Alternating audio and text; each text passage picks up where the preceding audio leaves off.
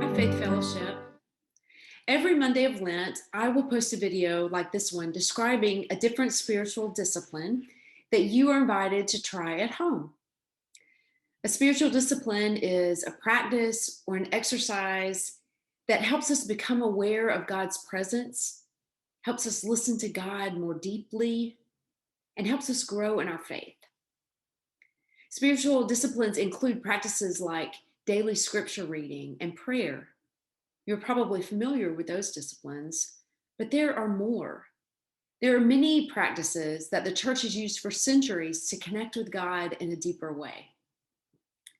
During Lent, we are on a journey together to walk with Jesus to the cross, to listen to him as God commanded us in Luke 9:35, to prepare our hearts for Easter. During this journey, I am inviting you to join me in practicing some spiritual disciplines. In the video each week, I will suggest a spiritual discipline, give a brief description of what it is and why it's important, and then I'll offer some simple suggestions for how to do it. Most of these practices will be ancient practices used by the earliest Christians in their spiritual journeys.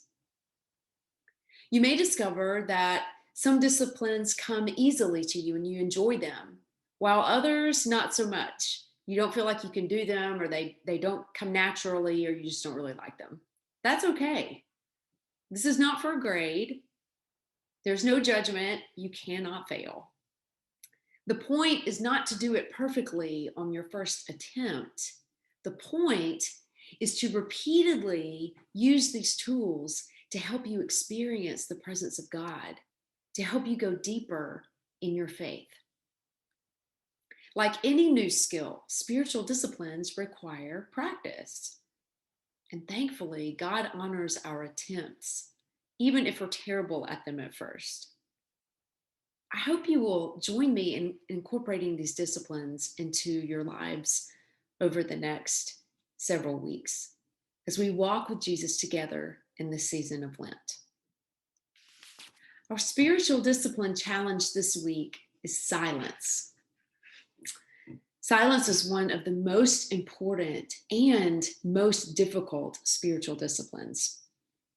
One of the best examples we have of silence is from Jesus himself, who, despite the ongoing demands of his ministry, regularly found time to withdraw and pray.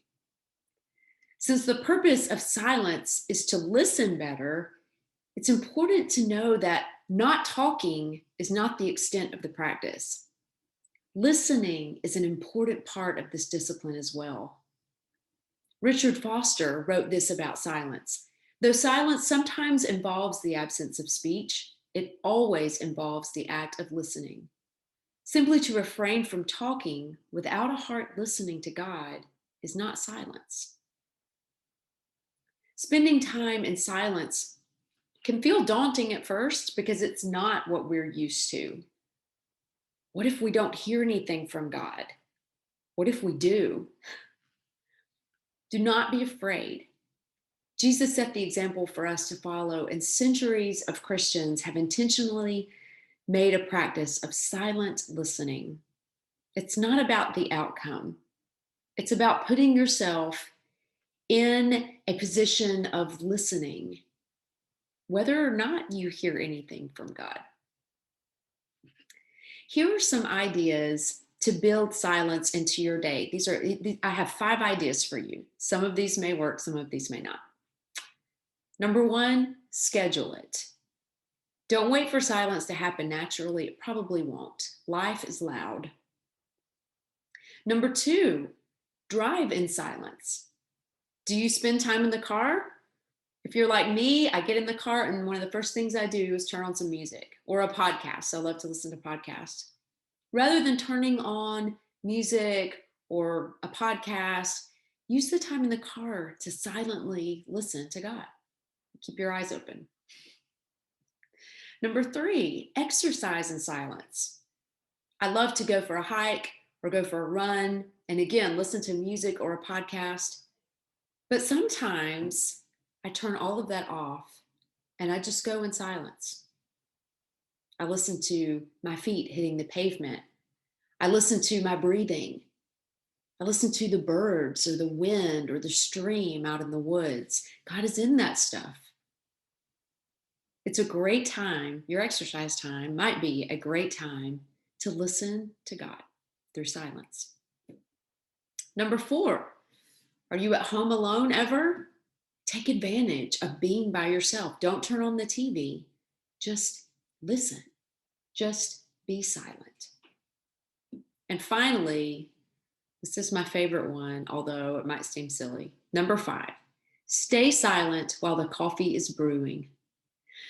There have been seasons in my life when life was so loud and life was so busy, especially when my kids were little, that really the only time I had to commit to a spiritual discipline was a minute or so here or there. And it was in one of those seasons that I wanted to try silence.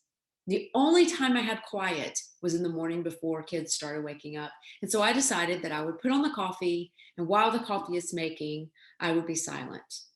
As soon as the coffee beat, that silence was over and my day began. And it wasn't much, but it was good. It was a moment of listening, and God honors those moments in our lives. So there you go. I hope those ideas were helpful for you. And I would also love to hear what ideas you have, how you incorporate silence into your day. And after a few days of building in some silent time, I would love to hear, what do you think? How do you like it? Do you like spending time in silence? Is it something you dread? Let me know. You can connect with me through email, pastordixieford@gmail.com, or call or text me at 205-937-7322. I also want to say that if you would like to go deeper in your study of spiritual disciplines, I have a list of resources, a list of books, and some websites and things that help teach you more about disciplines and give you some more ideas. So I would love to share those with you. Okay, everybody, I hope you have a really good week. I hope you are drawn into the presence of God through scripture, through prayer, through silence.